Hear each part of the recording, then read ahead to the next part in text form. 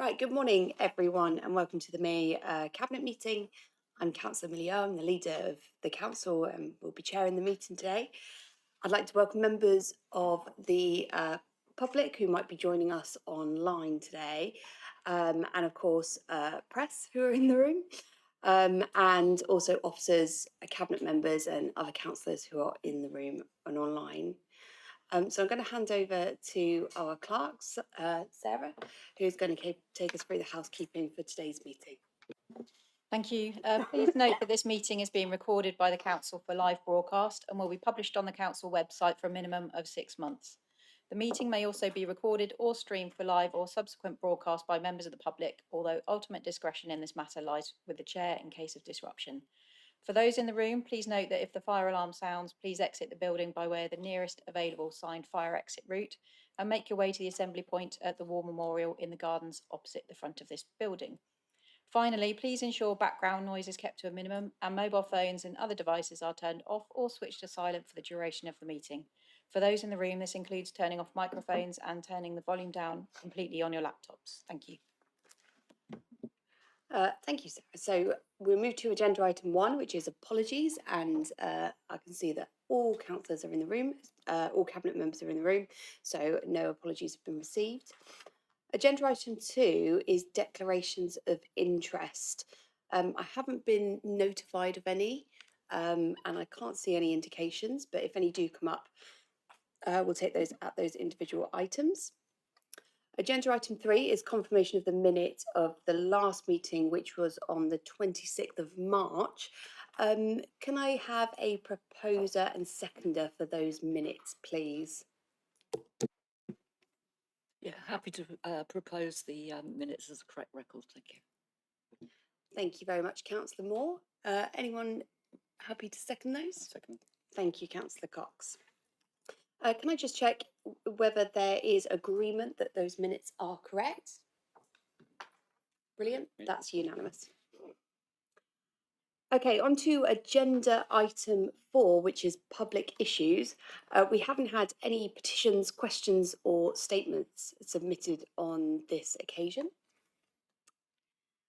And on to agenda item 5, that is recommendations from overview and scrutiny board and committees that are not otherwise on the agenda. I'm just going to see whether there are any indications on those. Nope, no indications. Okay, we're whizzing through this agenda today. So agenda item 6 is the local plan process. I'm going to be presenting this paper as cabinet member for planning and regeneration.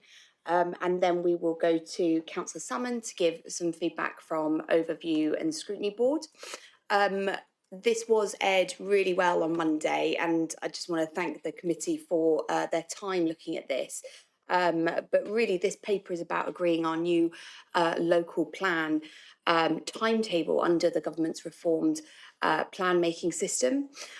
Within those regulations, it means that we need to prepare and create and adopt a local plan within the 30-month time frame that is now set out by government, and really the report goes into how that timetable how we can see ourselves through that process as part of the timetable and all the activities that go around it. I won't go into it too much because we have, we'll probably hear a bit more feedback from overview and scrutiny, but really this is a very important process for BCP Council, especially within that new governance that's set out by government, and really important for making sure that we get what we can, which is developing the right homes hopefully in the right places, and make sure that our residents get the housing that they need. So I'm going to invite Councillor Salmon to come and give some feedback from overview and scrutiny board and present any recommendations.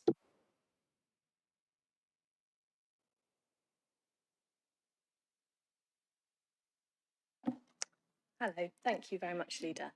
Good morning, everybody. So yes, as the leader said, this was a really good session of the Overview and Scrutiny Board, really useful for us to hear about the new process and about the changes that have come in or are coming in. One thing that was really highlighted, I think, through the debate that we had was that there are quite a lot of moving parts around the new national planning framework and new bits of guidance that are not yet finalised. So it presents quite a challenge, I think, to start working on this plan process where there are still some uncertainties around the actual parameters that will eventually be in place. But officers seem very well prepared, and they gave us a really good, clear brief and an outline of what will be coming as best they can. There were a few areas where the board wanted to make some recommendations. Particularly, they were, and you'll have seen them in your papers, but one of the areas was around stakeholder engagement, which is obviously really important from the earliest possible moment. And there is information provided in the papers around who will be engaged, but we felt that that could be expanded and clarified to make sure that that stakeholders across the piece, in terms of not just our developer community, but also all the people who have housing need, for example, or there's so many people for whom this plan is so fundamental, that we asked if that could be, some more clarification could be given on the range of stakeholders that will be engaged. And we've also put in there that we encourage all members to provide details to the planning team of any organisations that they feel should be engaged beyond those that are already specified. The second recommendation that we have put forward is around the establishment of the working group for the cross-party member group that will support this process. And broadly, that's welcomed as an important part of the process. But one of the proposals at the moment is that group doesn't allow for any substitutions, and the point was made that we've seen some problems with that in the past with a previous working group, where no substitutions simply meant that some groups ended up swapping members in and out quite a lot, which made it a bit of a struggle to have a continuous process with members who are all up to speed. So we're proposing that that be changed to allow substitutions, but provided that group leaders notify the change at least 72 hours in advance of a meeting, and that the substitute be briefed by relevant officers prior to the meeting. So hopefully that will help to strengthen that group's terms of reference. And finally, there's a risk assessment within the project initiation document, which covers lots of different things and is very thorough, but it was proposed that one risk could be added around the implications of devolution and LGR to be added to that risk register, because that was an area that we just spotted maybe wasn't included. And that's all. If there's any questions, I'm happy to answer, but otherwise that's all I've got for you. Thank you very much, Councillor Salmon. And like I said, I appreciate the work that Overview and Scrutiny did. I found it really interesting to listen back to. And my apologies for not being able to be there. And also thanks to Caroline and to Steve, who did a really good job, I felt, at answering the questions of the board. Okay, so I'm going to open it up to any councillors who are not on Overview and who are not on Cabinet, who may wish to comment on this item, and then when we go to the debate we'll talk more about those recommendations. Can't see any indications in the room or online, so I'll open this up to Cabinet, please. Councillor Moore? Yes, thank you, Leader. Well, I'm pleased to see there's going to be progress checks with the planning inspector at various stages during the process of the local plan, just to make sure that everything's in order. Because for me, I think one of the difficulties last time was that we started the plan under one government and submitted it under another. And clearly there were different objectives, which didn't actually help. I'm also pleased that there's going to be lots of opportunities for communities and residents to have their say I know there have already been early information sessions for BCP councillors, and that was they were good. I can recommend that. And they're also for agents and developers and reps from the neighbourhood forums and Christchurch town and parish councils. And I'm quite sure that Broadstone Town Council will also be eager to submit their views. And I would expect the new town councils in Poole and Bournemouth to want to have their say as well. And I know that BCP councillors will also be able to join a cross-party local plan working group if they want. And there are plenty of opportunities for councillors of all parties and representing all types of councils to get involved and help achieve a good, robust local plan for this area. So yeah, I'm happy to support the recommendations just being made and to second this paper. Thank you, Leader. Thank you very much, Councillor Moore, and for reminding me that you're seconding this paper. So I'm just going to see if anyone else would like to speak on this item. Nope, I can't see any other indications. So I just wanted to speak briefly about the recommendations which are on the agenda supplement from Overview and Scrutiny Board. Like Councillor Salmon said, there was one around clarification on the stakeholders and who will be engaged, and that we should be able to kind of suggest any organisations that we felt would be appropriate to be considered stakeholders within the process of the local plan. Absolutely happy to accept that recommendation, and I think we should all think beyond you know, the statutory consultees and normal councillors and think about who is going to be impacted by this, because it is very broad and it is going to feed into all sorts of different future outcomes for our communities. So I think it's really important we think about that in a broad sense. We also had the recommendation around substitutes, and yes, I agree, we've seen this happen before, and it was really useful for Overview and Scrutiny to point this out. So I'm happy to accept that recommendation.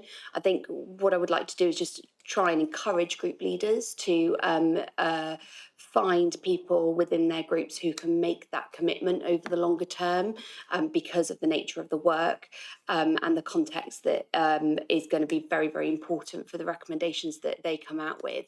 But in the scenario where it is not possible, then I'm very happy to have substitute members with that 72 hours notice given. And the last one was really around the implications of devolution in local government reorganisation, changing consultees. I mean, I would also add to that if there is any potential for change within the political makeup as well of BCP Council, that I think that should be added to the risk register included within the plan initiation document. So I'm going to propose to Cabinet that we accept the recommendations within the paper, but we also accept all those recommendations from Overview and Scrutiny Board alongside those. Can I see any, well, can we please take a vote on whether we accept both those sets of recommendations, please? Thank you, that's unanimous.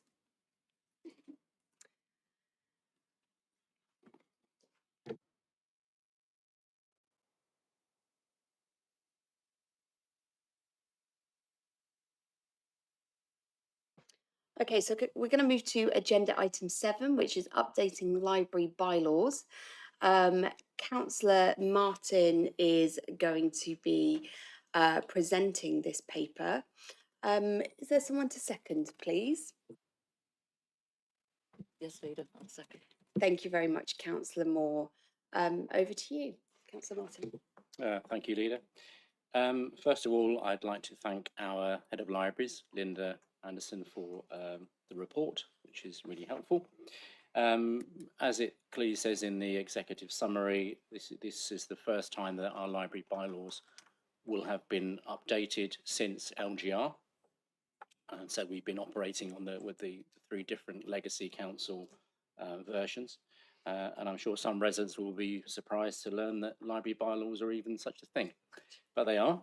and they exist to keep our library staff and users safe, to protect our libraries and our library resources, which are of course incredibly valuable, and also to define library operations.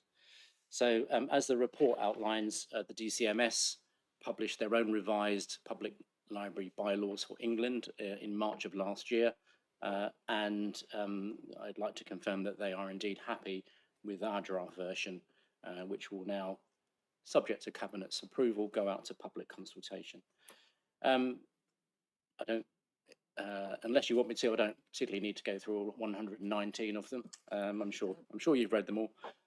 What I do want to say is a big thank you to our library staff, who are at the very forefront of our community services, for all the reasons that we know, and all the reasons that were laid out in the library strategy that this Cabinet passed in October of last year. As a council that's committed to connected communities, to health and wellbeing, and to education, we must and do continue to invest and protect our libraries, even in the most challenging circumstances. And I would say that those circumstances make it even more important that we do that, not less so. I would ask Cabinet colleagues to approve recommendations A, B and C in terms of approving the bylaws, delegating responsibility to me as portfolio holder and officers to look at any concerns raised through the consultation, and to delegate responsibility to the library management team for implementing the new bylaws. Thank you, Leader. Thank you very much, Councillor Martin. Okay, so I'm going to see if there's any councillors in the room or online who are not on Cabinet who wish to speak on this. Can't see any indications. So over to Cabinet, please. Councillor Moore. Yeah, sorry, it's me again. Well, I think the updated bylaws and Appendix 1 are pretty standard and self-explanatory. Having said that, I did query 5D, which says that no person may access or remain in the library outside of the times advertised for its opening. And given that the libraries are now let for community use when closed, I queried whether this condition should be modified by exception, for example, except when formally let to a group, etc. Also, look into the future. I know that officers are investigating limited public access to libraries outside opening hours. However, I was advised that this is a standard generic clause and it would not be enforced where there is a legitimate agreement allowing groups to use the libraries out of hours. And I was also told that the work is ongoing around insurance and use agreements, which have not yet been finalised. So apart from that, I think everything is self-explanatory. I'm happy to second the paper, and I'm also happy to echo thanks to the library staff for all their work. Thank you. Thank you, Councillor Moore. Can't see any other indications. Councillor Martin, do you wish to add anything at all, or happy to go to a vote? Happy to go to the vote. Lovely. Okay, so can I see all those in favour of the recommendations, please? Thank you. That's unanimous. Okay, so we go on to agenda item 8, which is the social value statement for BCP Council. Councillor Hannah is going to be presenting this item and proposing it. Is there someone to second this one, please? Happy to second, Leader. Thank you very much, Councillor Moore. Councillor Hannah, over to you. Thank you, Leader. Could I start by expressing thanks to Stuart Bickle, our Head of Procurement and Contract Management, and to Kat McMillan, our Head of Communities, Partnerships and Community Safety, for authoring the report, which recommends the adoption of the draft social value statement as attached to the report. Could I also express thanks to the Overview and Scrutiny Board for the time they took to review the report and for their recommendations to Cabinet. In particular, their support for the recommendation to approve the social value statement for adoption. I was unable to be present at the Overview and Scrutiny meeting, but I did take the opportunity of recording our meetings to catch up with it the following day. It was an interesting discussion, but I may need to apologise if the report was not quite clear enough in its purpose. which may have led to misunderstanding as to the purpose of the social value statement, which I think is reflected in the board's first recommendation.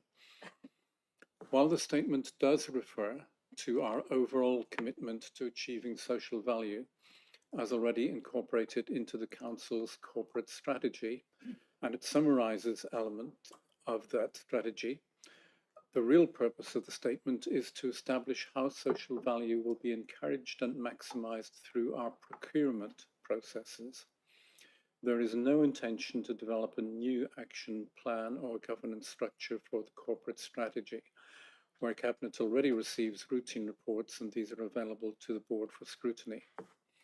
That said, the real purpose of the statement is in setting out how the Council aims to secure maximum benefit to our communities as part of our procurement process as we enter into agreement with third-party providers of goods and services, and to confirm that we will be following the principles of the Social Value Act of 2012 and the more recent Procurement Act of 2023, as recommended by central government last year.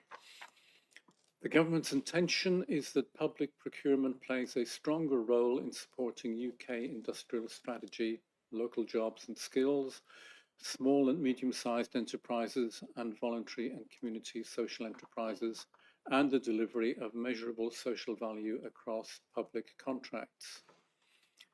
This statement sets out how we will seek to undertake that and how third-party descriptions of social value will be evaluated and given a cash value to enable this to be taken into account as part of the overall evaluations of tenders. So referring back to the first recommendation from the Overview and Scrutiny Board, there is no intention to attempt to establish equivalent cash values for all other aspects of the Council's service, which would make serious demands on officer capacity, if not be impractical and subjective and of little value in evaluating service delivery. That is better achieved through the existing system of reports and scrutiny already available to members of the Council. The statement has been through a process of officer consultation and has been approved by the Council's Procurement Board and our Corporate Management Board, and now comes to Cabinet for scrutiny today. As already mentioned, the government's intentions is that social value is measurable, and the Local Government Association has set out a list of 116 measures of different types of social value, which has been drawn on, with all of these measures being incorporated into the draft statement for the reasons set out in paragraphs 11 and 12 of the report. The identified measures are themed, with 4 themes covering work, the economy, community, and the planet.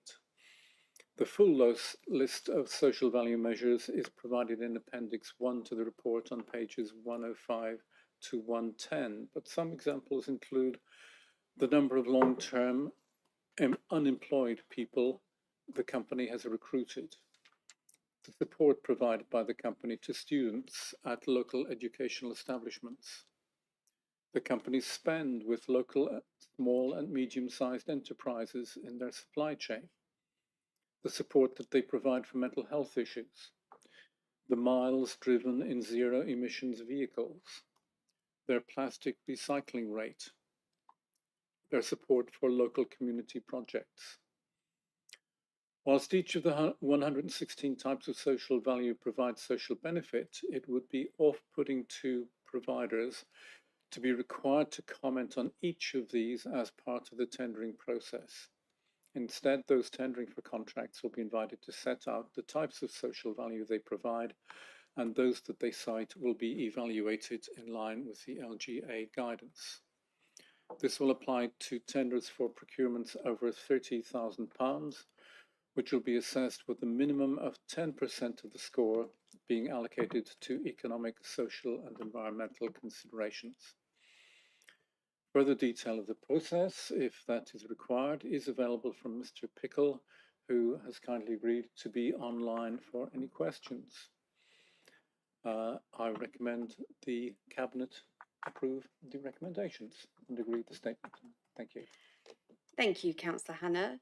I'm going to start by inviting Councillor Salmon up to tell us about the overview and scrutiny debate and also the recommendations. And I know we've addressed them, or Councillor Hannah's addressed them in his opening, but it would be good to understand a bit more about that. Thank you. Yes, thank you very much, Leader, and yes, thank you, Councillor Hannah, for addressing some of the discussion that we had, which is helpful to hear your response. So, as Councillor Hannah mentioned, that we made two recommendations. The second of which, I'll start with the second one, was that we supported the recommendation overall. We were, as a board, we felt this was a very valuable piece of work, and we were glad to see it. It's been on the board's work plan. Actually, this topic has been on the board's work plan for quite a long time. And then when we saw that this was coming through, it seemed the right time to obviously have a look at it.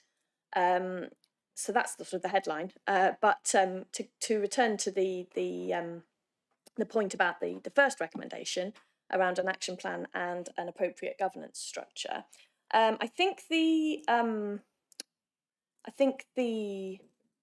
don't know if it is confusion, but I think where the issue comes is within the report, the recommended option is option 2 on page 75 of your papers. And towards the end of that paragraph on the recommended option, it does say this option will be the first phase of the council's approach towards social value. So that's talking about the procurement and contract management. With a second phase proposed to look at social value and corporate social responsibility outside of procurement and contract management. And I think that is where the board felt that there was some need for a bit more to flesh that out, that phase 2. Now, I've heard what Councillor Hannah said, that perhaps there isn't any intention to take that forward. However, it is in the paper that, it does appear in the paper that there is an intention to take that forward. So I think that's, if that helps, that's kind of where that recommendation has come from. And I think that's probably all I need to say to you, if that's okay. Thank you, Councillor Salmon. Okay, are there any other councillors who wish to speak on this item? Councillor Canavan.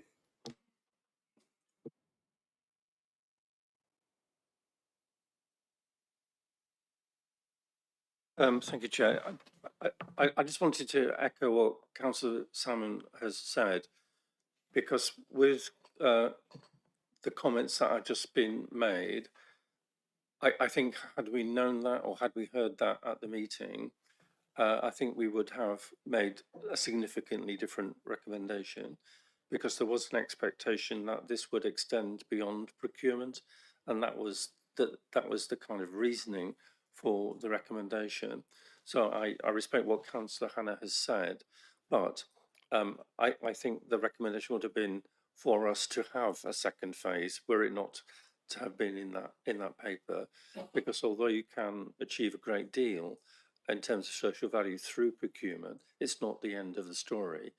And one of the sentences in the paper about things which are out of scope is that it doesn't extend to social value in terms of BCP as an organisation. I think that's an oversight, but I kind of was hoping that we might be able to cover that in a second phase. So it is a little bit disappointing, Leader. So I'm just wondering whether Cabinet would reconsider whether or not there could be a second phase of the process in terms of adding social value, recognising the difficulties and constraints that Councillor Hannah has referred to. I think not to do so would be a mistake. Thank you. Thank you, Councillor Canavan. I can't see any other indications, so I'm going to open this to Cabinet, please. Councillor Hadley. Thank you, Leader. Yes, in the introduction, Councillor Hannah talked about miles driven in zero-emission vehicles. I hope it's the proportion of miles, because not driving at all is actually quite useful in terms of as a planetary benefit. So it's more about what proportion of the mileage is by electric zero-emission vehicles. Good to see several measures in there about local small and medium enterprises, encouraging local spend, because obviously that's part of the circular economy, and trying to make sure that the money stays within the area. So that's it. I wasn't at Ovian Scrutiny, and recognising the debate, there does seem to be, I think it's actually quite a separate piece of work in terms of how do we demonstrate many of the services that we offer to the public are actually providing, directly providing social value. That's their main purpose. So it's about how we are clear about what our social footprint, what our footprint is as a council to provide social value. And I think the second part of that is what volunteering or other opportunities we can provide. So things like volunteering in the green space and some of those things. And I know that's something that the team are already looking at in terms of how can we give companies that might be looking to improve their social benefit, some opportunities using space, using working with the Parks Foundation, working with others within our gift. So I think there are two things, but I think it is quite separate to how do we ensure that through our procurement process that companies that we're buying from are demonstrating the social benefit that they provide, which I think is the thrust of this paper. But I think it is, it is a really valuable thing, and almost by not talking about it, maybe it's kind of assumed that we are providing social value across the piece, and maybe we do in some way need to document that. So I'm not sure if that's helpful, but I think that's where perhaps there's two things that are running side by side. Thank you. Thank you, Councillor Hadley. Councillor Martin. Yeah, thank you, Leader. I was very interested to read this report, which is obviously quite technical, quite procedural, process-driven for necessity, I'm sure. So I would just like to take a couple of minutes to put a human face on the issue of social value. And I can see the Chief Executive smiling, so he probably knows what I'm going to say anyway. And I want to talk about it in the context of our cultural partners and our cultural funding. My view is that if any sector delivers measurable social value, it's the cultural sector in terms of health and well-being, joy and happiness, education, and all the things that we talk about. The DCMS, who I mentioned earlier on, and the Arts Council and others estimate that for every £1 spent on arts and culture, there is a £2 to £4 in social return from reduced healthcare costs, increased employment, and stronger community cohesion. So we're talking about building social connections and belonging, improving health and well-being, strengthening identity and voice, driving educational skills, boosting local economies. So there is a huge amount of work already going on as we speak by our cultural partners and across the entire cultural community of BCP. And I think it's what I mean every time I talk about what the cultural sector delivers rather than what the cultural sector is. In our national portfolio organisations like the Lighthouse, the BSO, the Pavilion Dance, the Cultural Compact, and the work we're doing with the creative health sector of the NHS are all really good examples of that, but not just those. Our incredible museums, Paul Museum, Russell Coates Museum, Red House, and our community are brilliant community groups. And I'm glad Councillor Canavan is here, but I particularly referenced the Boscombe Emerging Arts Festival, which is incredible in terms of the social value that it delivers to the communities there. And indeed partners like BH Live in a different way. And of course, our own Arts by the Sea Festival. What a great example of social value that is. So our cultural community is delivering social value day in, day out to tens of thousands of our residents. I'm just going to send an email out to everybody in the room. Some of you may not, some colleagues may not have heard of something called BSO Participate. It's a programme, and if you haven't heard of it, I apologise. That's a fault of my part for not having brought it to your attention before. What I've sent you is a link to a 4-minute video, 4-minute film, and I would ask you all to watch it. And I particularly mention it because it's released today and I'm releasing it to us on behalf of the Bournemouth Symphony Orchestra. And it absolutely encapsulates the social value of what just one part of our cultural community delivers. So if you look at the video, it talks about working with young mums and newborns at one end of the spectrum, to end-of-life care in hospitals at the other end, to working in primary schools, exploring health and well-being, to working with people who are isolated, who don't get out and don't get out in other circumstances, don't get out at all. And the really specialist work in hospitals at a time when patients and sometimes the staff are at their lowest. And I'd also like to give a shout out to the work, the video, by the way, is called The Power of Music, Boscombe and Beyond.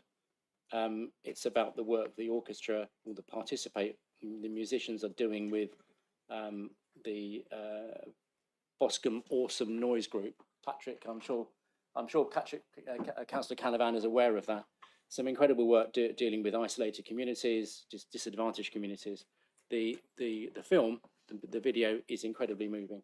So I just want to point out that social value, I want to point out that the face or many faces of social value that's delivered by our community organisations, by our community partners, our cultural partners, and it's what our funding pays for. It's what our funding to these organisations delivers, and that's the other side on this issue to music, but it equally applies to all the other cultural organisations that we're so lucky to have within BCP. Thank you, Lena. Thank you, Councillor Martin. Councillor Brown. Thank you, Leader. Yeah, I just wanted to comment quickly because I know that social value has been talked about for quite some time. And firstly, I just wanted to thank the Corporate Management Board and everybody that's participated in bringing this forward, because it really does add to fleshing out our own sort of vision and values and our corporate strategy that we sort of defined back in 2023.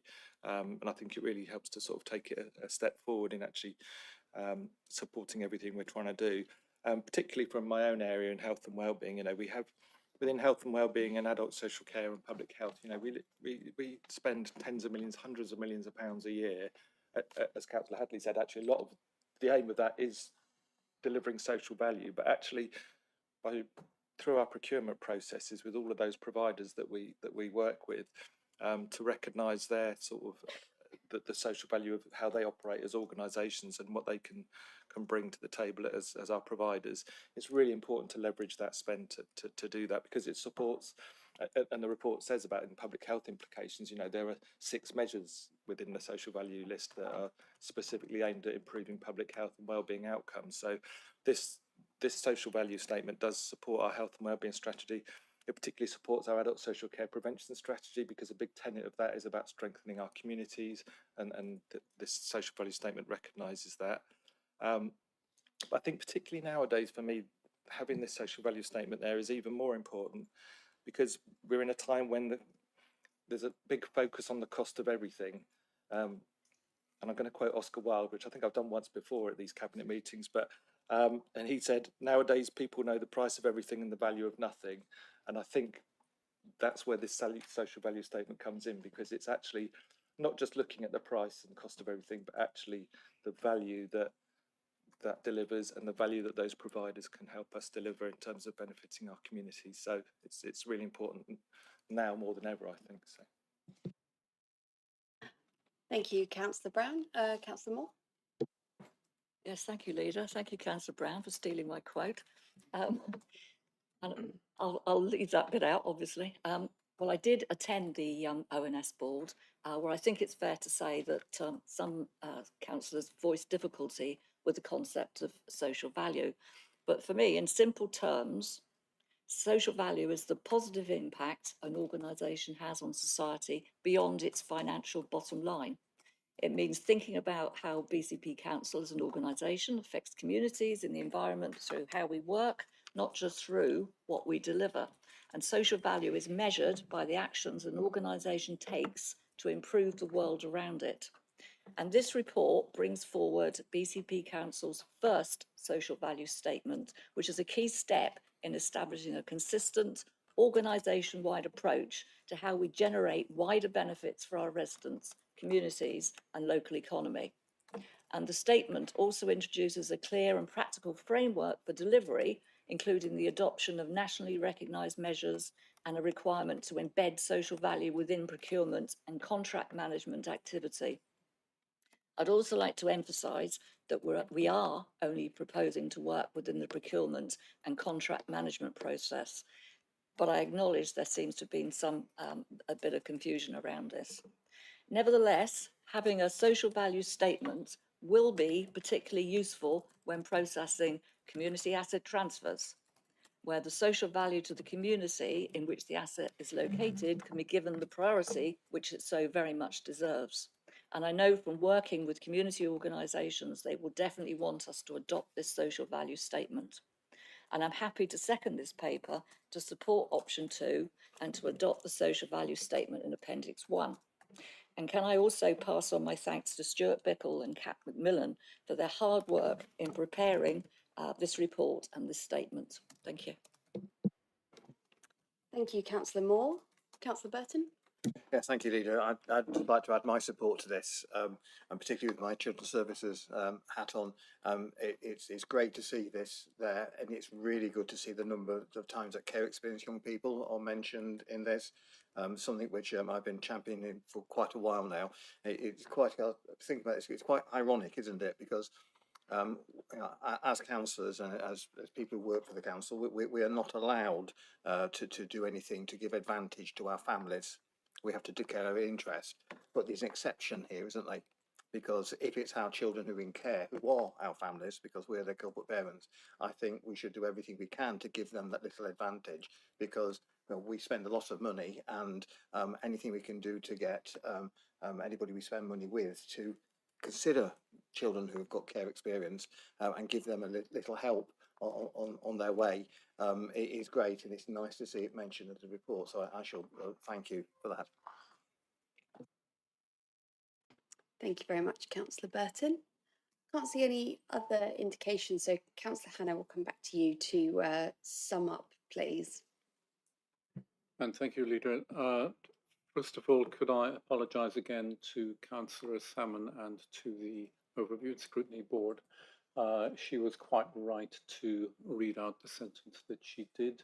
That sentence was somewhat misleading and perhaps sent a hair running that has caused more concern than there needed to be. So my apologies for that. And as portfolio holder, I have to accept responsibility for what is in a report under my name. That said, she did want to emphasize that we did have a genuine commitment to social value right across the council. And I want to say again that that is included in the statement. There's very clear reference to the corporate strategy and to the various elements of it, where we are fully committed to achieving social value.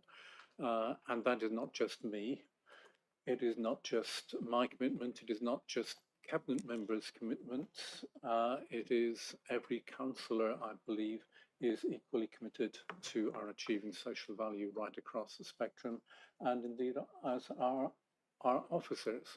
And I express thanks to them for all they do to seek to achieve it. But in terms of how that might be evaluated, Councillor Canavan gave the example at the board of the social value of library. And I think we would all agree that libraries do have real social value. Measuring that, I would be uncertain of, although we have had detailed consultation and library policy, which Councillor Martin could talk about more fluently than I can. And Councillor Martin has already referred to a whole range of cultural aspects where social value is provided. And he eulogizes rightly about that, but achieving a method for measuring and achieving a methodology that could be used evenly right across all council services is something that I struggle with. I'm not quite sure how achievable that would be. And certainly when it comes to this paper looking at what is being provided by contractors, that is put in terms of pounds and pence value in the end. And I'm not sure that we could do that in a meaningful way for all of the council services. But that is not what this report is about. This report is very much about social value through procurement. I'm very grateful to Councillor Brown, Councillor Moore and Councillor Burton for their comments in support of the statement as it stands. To Councillor Hadley, I would say low emission, it was just one example. And I have not memorized all 116 to come back to him with one that would fully satisfy him. But I'm incredibly grateful that we have the Local Government Association and its expertise, which has put those 116 together. So all of that said, I would invite Cabinet to approve the statement. Thank you. Thank you very much, Councillor Hannah. And I think there is, I've been trying to think how we define our response to the recommendation from Overview and Scrutiny Board. And what I would say is that it's almost I would say we agree with number one in that we agree that social value extends beyond the procurement process. What I don't think we are in a position to do because of the scope of this paper is to commit to an action plan and governance structure that would see how that applies. So I don't know whether we record that as a partial acceptance or as a rejection, but I think we agree with the sentiment. We just don't agree with how we would adopt it as part of this process and as part of this procurement social value procurement structure. So can we go to a vote, please, on the recommendation within the paper, please? Can I see all those in favour? Thank you very much. That is unanimous. Right, so we're going to move on to item number 9, which is the Winchelsea School Satellite Unit and Post-16 Place expansion. Councillor Burton, you're going to be proposing this one. Is there someone to second it, please? Yes, Chair, happy to second. Thank you, Councillor Brown. Councillor Burton, over to you. Yes, thank you, Leader. So this paper is asking for your support to create a new SEND unit and nursery at Stanley Green Infant Academy and post-16 places at Broadstone Youth Centre. This is needed because more children have EHCPs, meaning the demand for specialist places is rising. It's worth highlighting that the SEND reforms are now a 3-year plan for transforming SEND provision, which is being worked on now and is currently with the DfE advisors, still predicts an increase in EHCPs.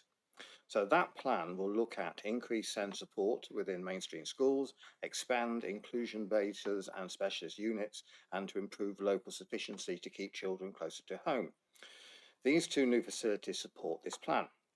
It will help more children stay in local schools instead of going to expensive placements far away and provide for better outcomes for our children and young people.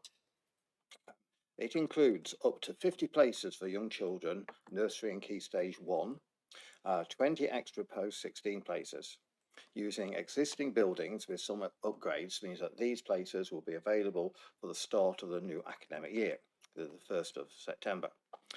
So, Stanley Green Infant Academy, like many infant schools, has falling roles and so has surplus spaces which are ideally suited for education purposes. I say that it is a school, but believe it or not, some schools don't.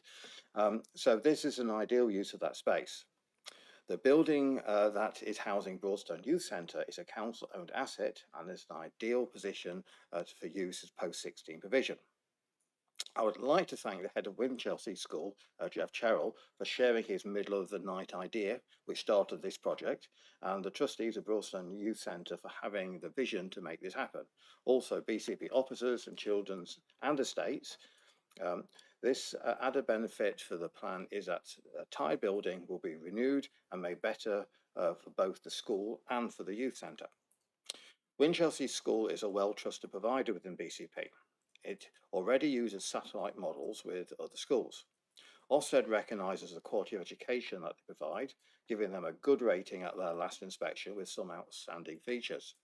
The opening quote for the last Ofsted report was, strong nurturing relationships between staff and pupils, exceptional attitudes to learning are central to the life at Winchelsea School. So we're looking at 2 satellite units, 1 for each end of the education journey. As I said, 50 additional places for young children and 20 more for post-16 learners using existing sites to give high quality education provision.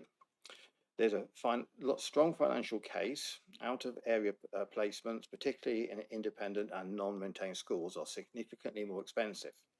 By investing 710,000 using high needs provision allocation, adapting existing spaces, we unlock long-term cost avoidance estimators at about 2.45 million, while also supporting the high needs budget recovery plan. And to this way, it aligns with our SEND sufficiency strategy and reflects national best practice, developing satellite provision within mainstream settings. It strengthens inclusion, builds local experience, and makes better use of our existing estate. In summary, this is a well-supported, strategic, aligned proposal that improves outcomes for children, supports families, and delivers better value for money. I'm therefore pleased to support the recommendations and ask Cabinet colleagues to do the same. Thank you, Leader. Thank you very much, Councillor Burton. I'm going to open this up to any councillors not on Cabinet who wish to speak. I can't see any indications. So over to Cabinet, please. No, no indications. Won't go back to you, Councillor Burton, to sum up, unless there is anything you want to add. No, I don't think really there's anything else to say then. Thank you. Right, so I think we will take this one to a vote, please. Can I see all those in favour of the recommendations? Oh, hands already up. Thank you very much. That's unanimous. Okay, so we will carry on with our agenda. So agenda item 10 is urgent decisions taken by the Chief Executive in accordance with the Constitution. Chief Executive, do you have anything to report, please? I do, yes. I can confirm that I've taken an urgent decision in relation to an adjudication matter, which, following the confidential report, which we considered on the 26th of March. And so I have briefed group leaders on this topic and reported the same to full council at the last meeting. Thank you very much, Aidan. Right, so agenda item 11 is the Cabinet Forward Plan, and this has been published on the Council's website. And all that leaves is for me to formally close the meeting. Just want to say thank you to all those who have contributed. And yeah, we'll close the meeting. Thank you.